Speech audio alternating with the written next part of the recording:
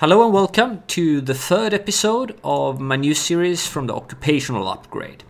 By now I'm at cycle 101. I finished all the research. I think I finished the research around cycle 85 or something like that. And started to work on more mid-game solutions.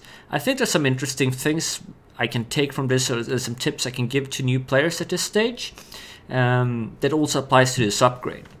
Now, what happened during that time is I started to run low on my water reserves. I think mainly due to the research actually using a lot of water, but also from food production. I put a pump up here at the steam geyser to get some hot water.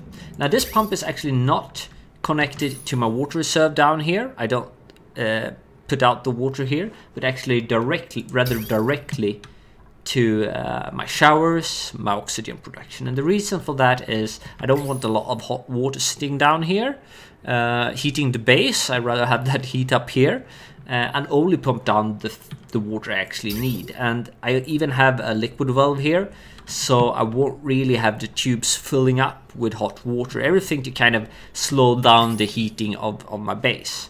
Now, one thing that I noticed that seems to have changed with this patch is there was possible before to get some heat deletion. Pretty much the water temperature here is 70 degrees. Now, once it's reached down here, it's at around 60 degrees. But how it used to work was that actually lavatories, showers, etc. used to output the polluted water at their inherent temperature, meaning if this shower here was 40 degrees or 30 degrees, the output water would be the same temperature regardless of the temperature of input water. So I was hoping to delete some temperature or some heat through that exploit, if you so will. But they actually seem to have fixed it, because if we look at the output water here, it's at 59.9 degrees and the inflow water is at 61, and I guess it loses a bit of temperature somewhere here as well. So it's pretty much the same input as output temperature regardless of the shower being colder. And the same actually goes for the toilets. So that possibility of deleting heat is no longer possible. So that might be interesting to note.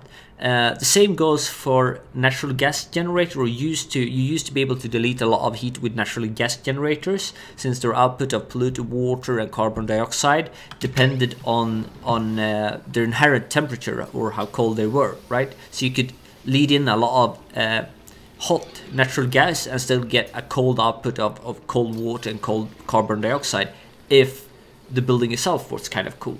So you could get a double cooling effect by both cooling down the building and make it output colder externalities. I don't know if they fixed that as well or if it was intended. So I guess I'll see that once I get to the natural gas generators. So I think that's interesting to note.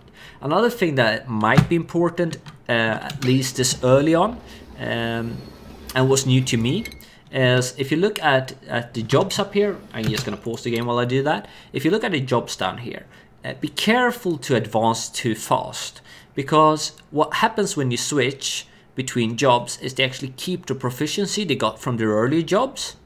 And that's good. I mean, if you train a miner high enough or an operator high enough, they keep that proficiency even if you switch job. But what they also keep is actually their food and decor expectations. Meaning, if say you leveled up a scientist here to max tier, right? Let's see if we have a where is the scientist? Yeah, to tenured scientist, if I don't think I pronounced that correctly. Anyway, you leveled it up here. Now, they will have a really high food expectation and a really high decor expectation. Then you run through all the science, so you discovered everything, right? So now you switch it to an apprentice miner. Now, the apprentice miner only have a small decor expectation, but since this one actually is a trained scientist as well, despite being an apprentice miner, it will have a food expectation of +3 and a really high decor expectation, meaning when you level up, be sure you can actually support that stress level with good food and good decor. So in the beginning of the game, take it kind of easy. Don't actually level up people before you absolutely need it. You can do that. They kind of advance fast enough anyway. So once you need it, it shouldn't take too long for you to actually get them up to speed. So I think that will help stress levels early on to be careful about that thing. Now, the thing I'm working on now, I really need cooling soon, because First of all, I would like a bigger farm area, but my base is starting to running hot.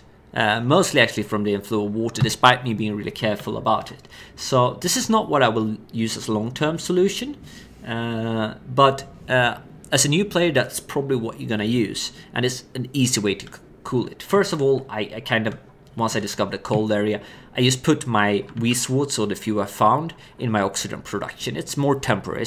You can use them a bit more effectively, but I put them there because I have a more long-term plan for them. But the first thing, or the easy thing to get like a big cooling system going, is actually finding one of these, the thermo-nullifier.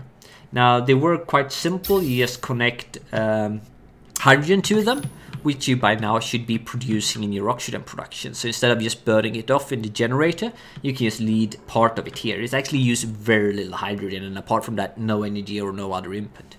So what you want to do is pump out all the air here and replace it with hydrogen. The reason for that is hydrogen got a higher thermal conductivity than oxygen, so it's a good gas for distributing heat. Now a simple way to do it would be put a pump in here and then circulate the hydrogen to areas you need cooling, for example your farm. I'm not going to do that.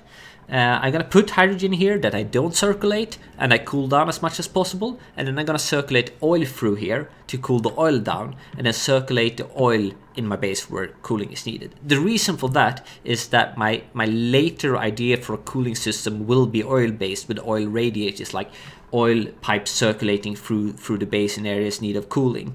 But I will have another way of cooling the oil, which means I can reuse the system. So even if I cut the way I'm currently gonna cool down the oil, I can still use the same system without having to rework it. If I would be using the gas circulation and later want a liquid circulation, I would have to replace all the pipes.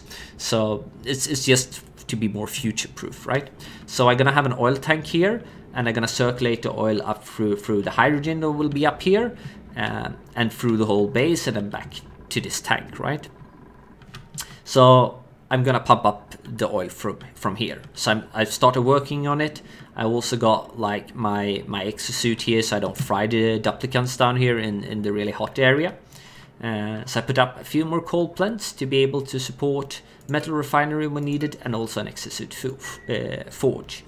So that's my plan right now, to get a cooling system up and running. And after that, since the other thing I'm planning is, or my later plans will need a lot more energy than a few coal plants, my next goal is to start getting my power production going, right? But before I do that, since that also will generate heat, I need a cooling system up. And the good thing with the cooling system is, using the thermo-nullifier, you don't use a lot of energy, so you can get up that really early without having a lot of power going for the base. I think that was all. A small thing to note as well is I have the lamp up here, because bristle blossoms require a lamp. And if you look at, let's see, where do we have it here, the light. This is the height where you get the maximum light. So it's not really what you call it space efficient, but it's energy efficient. Or more importantly, since lights generate heat, or light bulbs generate heat, I won't heat up the plants as much as if I had them closer, because I would need a lot more of them to cover the same area. So that's a small tip as well. I also got a med bay up because I had a little outbreak of, I wasn't careful enough when digging through clay. So like you got a lot of nasty slime here, so I got slime lung in the colony. It seems to be doing all right now, but I had a small outbreak. I think that is all for this episode. I know it wasn't much gameplay in this one either. But gameplay takes time, so if I'm actually gonna go get somewhere gameplay wise, you would have to watch me for like half an hour before something happens. So I think it's more interesting to actually talk about what I've done and why, and what I plan to do and why, from a perspective of actually being something useful if you're somewhat new to the game. I will advance the series to a lot more complicated stuff later on for players who are a lot more seasoned in Oxygen Not Included. Hope you enjoyed this episode, and I'll see you guys in the next episode. Cheers!